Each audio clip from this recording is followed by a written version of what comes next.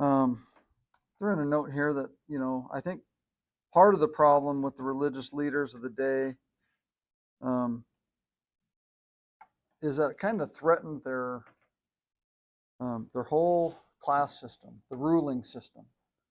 Um, these guys that they're talking to, if they were to accept Jesus, if they all just would have followed Jesus, everything would have fell apart.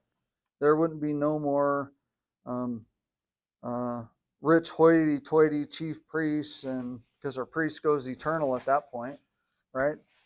Um,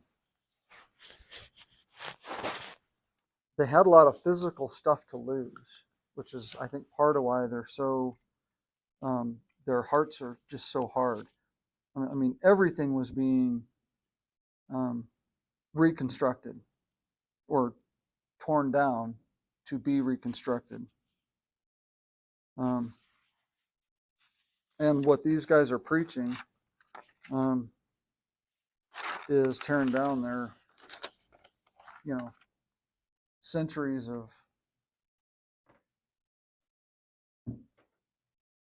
old covenant doctrine.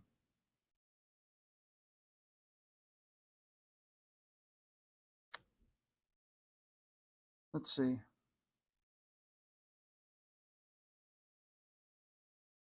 Verse 14. And seeing the man who had been healed standing with them, they had nothing to say in reply. So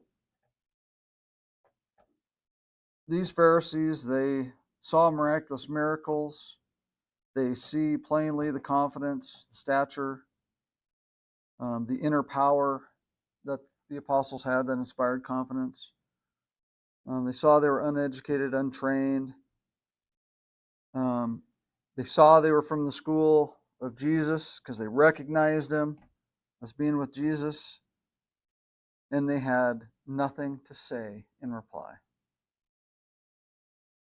Not a word. How do you refute it? Well, they would refute it, but they had to weigh, at this point they're trying to save face. Everybody saw this miraculous miracle. Everybody, if if the Pharisees and Sadducees could see that these were the men with Jesus, those crowds definitely, they recognized that Peter and John were with Jesus. They had nothing to say in return.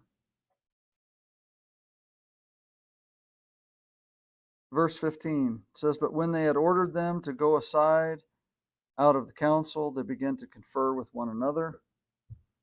So they pulled aside in their secret meeting, trying to exact a verdict or figure out what they should do. Verse 16, it says, what shall we do with these men? For the fact that a noteworthy miracle has taken place through them is apparent to all who live in Jerusalem, and we cannot deny it.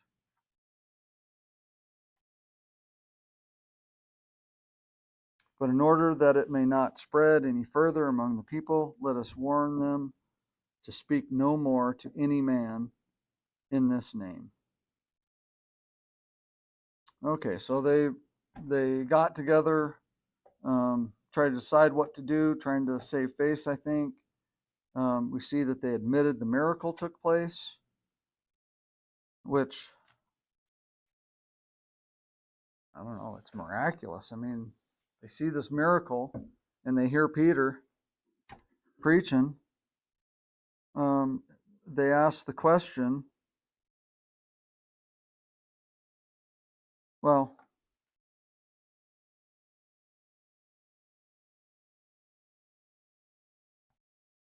they never ask the most important question after seeing the miracle.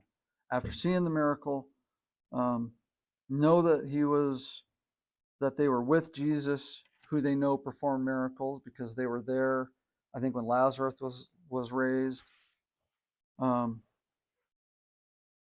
There's only one more question for an honest man to answer is, how can I be saved? They never asked that question. That's the question they should have asked. They closed their mind, tried to save face in front of the people. But, if they were to submit to the teaching, they would have lost their leadership positions in the Sanhedrin. Anyway.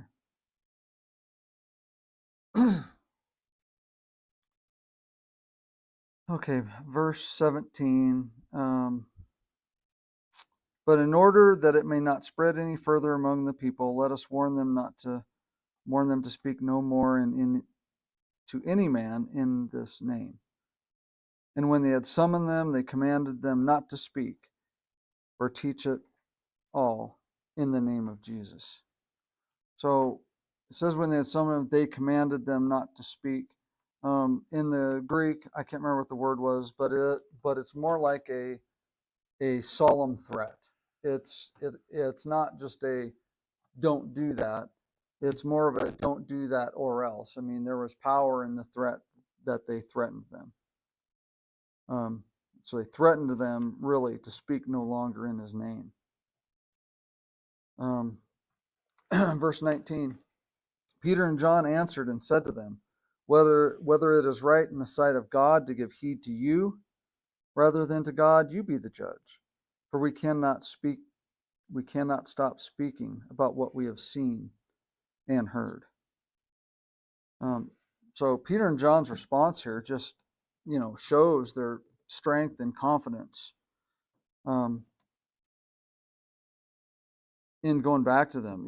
They're basically, they're saying Jesus, whom you crucified, performed the miracle. Do we, obey God or men?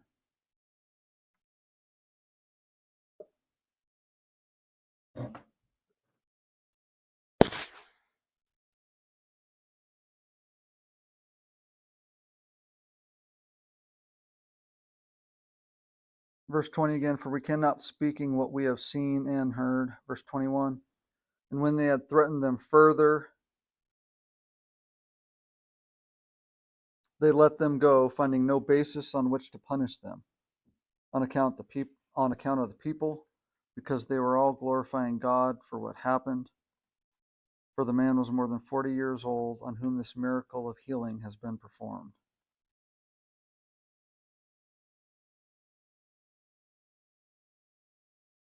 So great strong response from Peter and John. They threatened them further.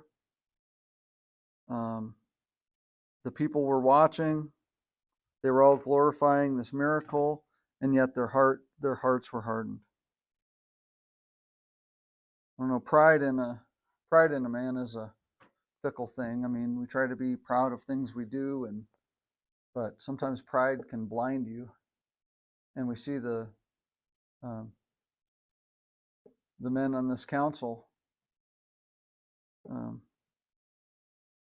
in pride, they're a stumbling block.